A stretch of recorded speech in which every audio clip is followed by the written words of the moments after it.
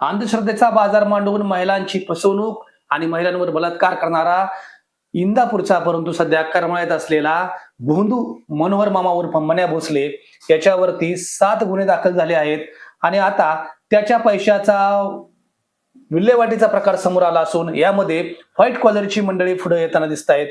भिगवण नजीकच्या स्वामी चिंचोली या दौंड तालुक्यातल्या दत्तकला इन्स्टिट्यूटचा प्रमुख रामदास झोळ यानं त्याच्या पैशाचा विल्हेवाट लावल्याची सगळी माहिती समोर आली असून सोलापूर ग्रामीण पोलिसांनी रामदास झोळ याच्यावर गुन्हा दाखल केला आहे. त्याच्या इन्स्टिट्यूट मधील राजेंद्र हुंबे आणि लक्ष्मीकांत लगाडे या दोघा जणांना पोलिसांनी अटक केली आहे. रामदास झोळ यानं मनोहर भोसलेला मिळालेल्या पैशाची विल्हेवाट केली असून त्याचा पैसा वापरला असल्याचं समोर आलं आहे. पोलिसांनी आतापर्यंत 6 गुन्हे दाखल केले असून महाराष्ट्रातल्या ग्रामीण भागातल्या भोळ्या बाबड्या किंवा श्रद्धाळू अंधश्रद्धाळू महिलांची आर्थिक फसवणूक आणि महिलांवर अत्याचार करण्याच्या प्रकरणात भोंदू मन्या भोसलेला पोलिसांनी अटक केलेली आहे. एका पाठोपाठ एक असे त्याच्यावरती गुन्हे दाखल होत आहेत. यापूर्वी बारामतीत एक गुन्हा दाखल झाला, करमाळ्यामध्ये पहिला गुन्हा दाखल झाला, असे 2 गुन्हे दाखल झाले होते. त्यामध्ये मन्या भोसलेला जामीन मिळाला होता. जामीन मिळाल्यानंतर मन्या भोसलेचे पुन्हा शिबिर सुरू झाले होते. पुन्हा आश्रमामध्ये हजारोंची गर्दी जमा झाली होती.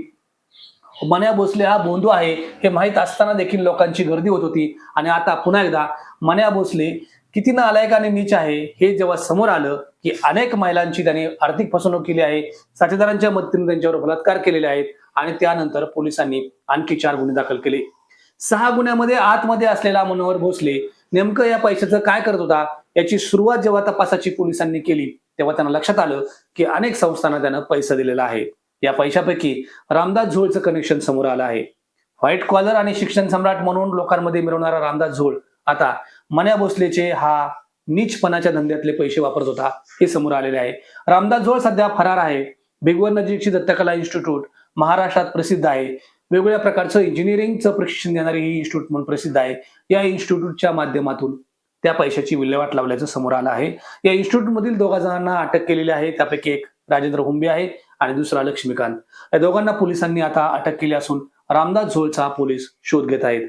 अघोरी प्रथा आणि जादूटोणा विरोधी कायद्याखाली मन्या भोसलेवर विविध गुन्हे दाखल आहेत आणि आता मन्या भोसलेचा पाय जितका खोला जात आहे तितकाच तो व्हाईट कॉलर असलेल्या लोकांच्या देखील जाणार आहे. कारण ज्या ज्या लोकांनी त्याचे पैसे वापरलेले आहेत त्यांनी त्याचा ब्लॅकचा पैसा व्हाईट करून देण्याचं काम केलेलं आहे. त्या सर्वांवरती गुन्हे दाखल होणार आहेत. या संदर्भात सोलापूर जिल्ह्याचे पोलीस अधीक्षक अतुल कुलकर्णी यांनी माहिती दिली होती की मन्या भोसलेशी संबंधित कोणत्याही लोकांना सोडलं जाणार नाही आणि आता हळूहळू व्हाईट कॉलरची लोक यामध्ये दिसू लागले आहेत. त्यापैकी पहिला मोहरा आहे रामदास झोळ. रामदास झोळ करमाळ्याचा, परंतु आता त्यानं बस्तान पुणे जिल्ह्यात बसवलेलं आहे आणि रामदास झोळची इन्स्टिट्यूट पुणे जिल्ह्यात असून या इन्स्टिट्यूटमध्ये त्या इन्स्टिट्यूटच्या माध्यमातून मन्या भोसलेचा पैसा वापरला जात असल्याचं समोर आलं आहे. आणखी कुणाचा नंबर यामध्ये लागतो हे पाहणं अत्यंत महत्त्वाचं ठरणार आहे.